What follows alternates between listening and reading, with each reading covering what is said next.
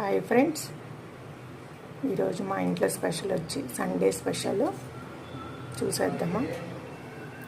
వేడివేడిగా రాజుగారి పలావ్ అన్నమాట. చిట్టి ముత్యాల రైస్తో చూసారా, వేడివేడిగా ఉంది, చాలా బాగా వచ్చింది. జీడిపప్పులు, చికెన్ ముక్కలు,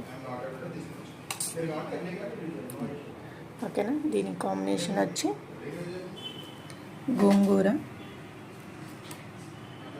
నెక్స్ట్ వచ్చి రైతా, ఓకేనా. ఇంకేముండాలి మనకి, బిర్యానీ ఇవన్నీ ఉంటే